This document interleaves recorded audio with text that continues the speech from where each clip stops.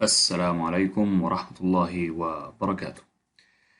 Today, inshallah, we're gonna read lesson 17. The title of the lesson is The Right Dog for the Job. The Right Dog for the Job. Remember the title. The title of the lesson is The Right Dog for the Job. What about the subtitle? Remember subtitles? Era's path from service dog to guide dog. I do believe that this lesson is one of the most interesting lessons ever. Inshallah, you are going to enjoy it. Okay, let's start. Ira was born on Shy Bear Farm in Montana, along with his sister Ivy and his brother Ike. Like all newborn puppies, the three young golden retrievers have closed eyes, velvety ears, and very soft fur. But, unlike most puppies, these three were born for a special purpose.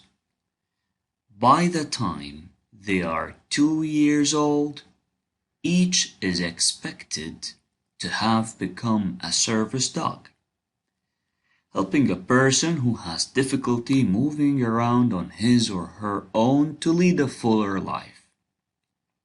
Ira, Ivy, and Ike are part of POS Abilities, canine partners for people with disabilities. Bria, the puppy's mother, and Kathleen Decker, POS Abilities foster puppy coordinator, take good care of the puppies. They grow bigger and stronger, their eyes and ears open so they can take in the world around them. Soon, they are romping and playing together, getting bolder each day. Kathleen begins to feed them puppy food when they are 4 weeks old. By the age of 6 weeks, they no longer need their mother's milk. Soon, it will be time to leave home. Before they can help people with disabilities, service dogs need to learn to deal confidently with the world and whatever it might present to them. Loud noises, smelly buses, crowds of people. Each puppy goes to live with a special person called a foster puppy raiser. The puppy becomes a member of the family, where it gets plenty of love, attention, and praise as the puppy raiser introduces it to the world. When they are about 8 weeks old, Ira, Ivy, and Ike meet their puppy raisers. Ira goes home with Sandy Welch, a 6th grader teacher in Lulu, Montana. Sandy already has her own beautiful garden retriever, Laddie Grizz. Laddie and Ira quickly become friends. Kathleen visits Ira and Sandy a month later. She wants to see how Ira is doing and check on his service dog skills. One of the most important tasks a service dog performs is retrieving things such as dropped keys. Sandy has already been working on this skill with Ira, so Kathleen throws her keys and tells Ira to fetch them. He runs over, picks them up in his mouth, and brings them back to Kathleen. Good news, Ira is already on his way to becoming a service dog. All along, the puppy raisers meet as a group to learn how to teach the young dogs what they need to know. The puppies have to learn how to come or to sit on command and how to walk at heel on a leash. Kathleen also shows them how to teach the puppies to press a wheelchair access sign with their paw. The symbol appears on buttons that open doors automatically when pressed. Kathleen uses a plastic lid attached to a stick with a strip of cloth. On the lid is the wheelchair access sign. She puts a dog treat on the deck and covers it with the lid. One by one, the puppies sniff and push the lid with their noses, trying to get at the treat. But only when they scratch at it with a foot does Kathleen lift the stick so the puppy is rewarded.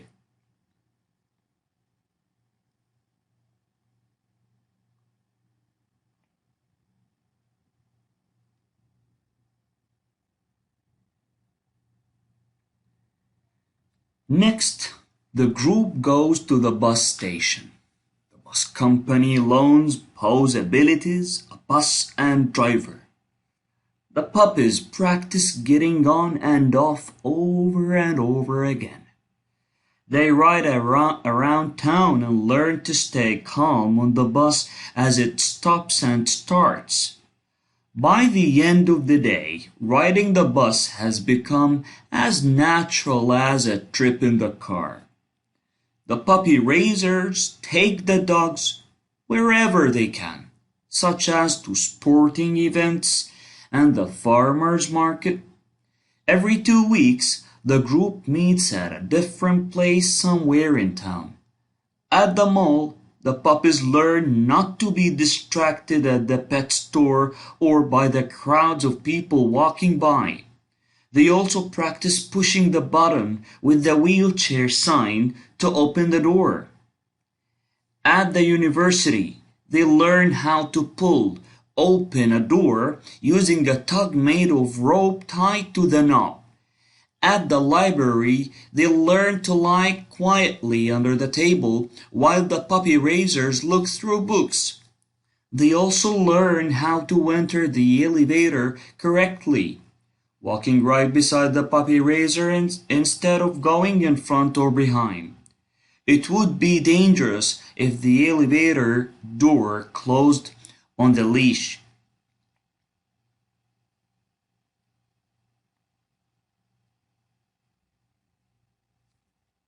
Sandy brings Ira to her classroom 2 days a week. She explains to her students the importance of training Ira correctly. Ira needs to learn to lie down by himself and stay there, even if he gets bored, she says. You have to leave him alone even if he wants to be petted so he doesn't get distracted from his job. You can also help teach the other children not to put a service dog in training. Ira has his own corner of the room where he must lie quietly on his rug. If he gets up and wanders around, Sandy says in a firm voice, "Rug." Then she tells Ira to sit, lie down, or to stay. He must also learn to always stay close to the person he is helping. When Sandy and the students work with Ira, they form a circle and bring Ira into the center. Then one of the children calls him. He knows he'll get a treat if he lays his head in the child's lap. The children take turns calling him, helping him learn to come reliably every time he is called. Then they help teach him to use his nose to push a light switch, another important job for a service dog to learn.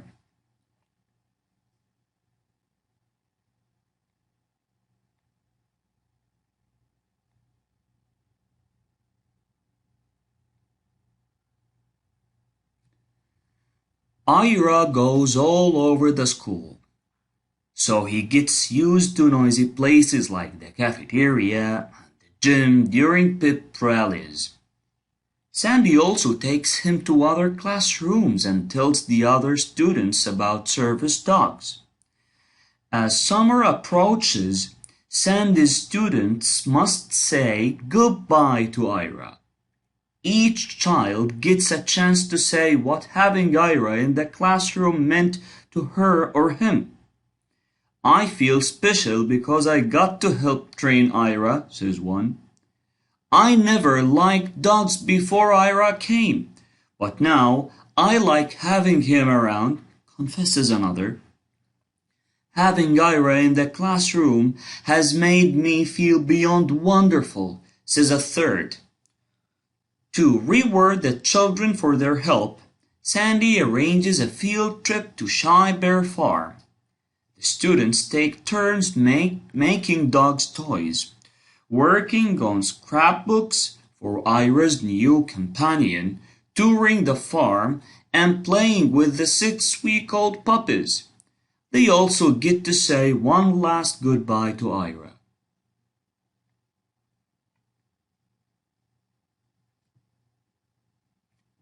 As summer starts, it's time for Ira to leave Sandy and go for more detailed service dog training. But his assigned training facility isn't ready yet. Galen Martin, director of Pose Abilities, can't find another service dog group that can use Ira. Everyone worries, what'll happen? Can Ira learn a new career? Though they rarely take dogs raised and trained elsewhere, guide dogs for the blind in San Rafael, California, steps in. Ira has lots of confidence, which is very important in a guide dog. So, we'll give Ira a chance, says their coordinator. But we'll have to change his name. Each dog we train has a different name, and we already have one called Ira.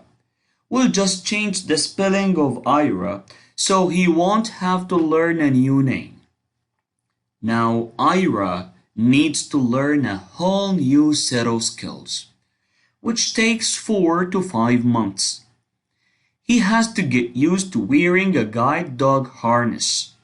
Trainer Stacy Borrow helps him learn many things, such as stopping at street corners and crossing only when the way is clear.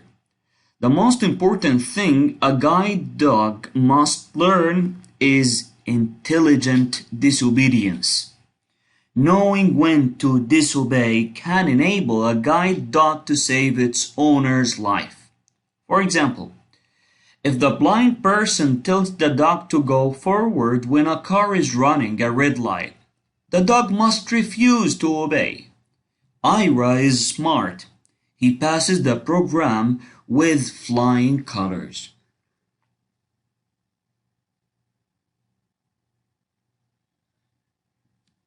After training, Ira is paired with Don Simonson, a piano turner who had already retired to guide dogs after they got too old to work. Ira and Don worked together for 3 weeks in San Rafael, learning to be a team.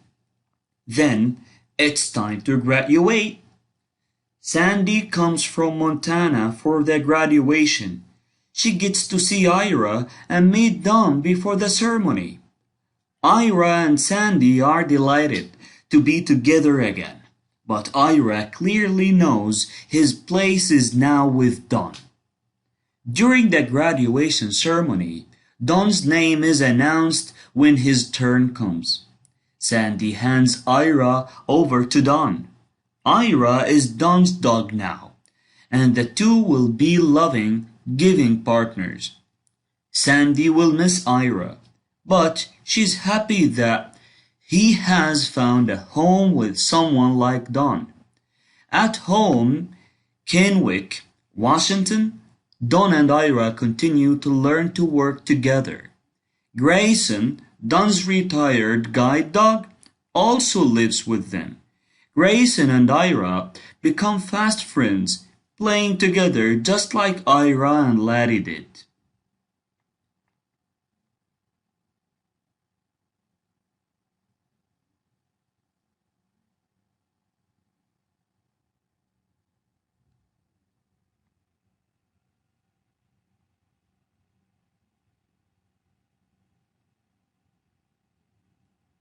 When Don goes to work, Ira guides him.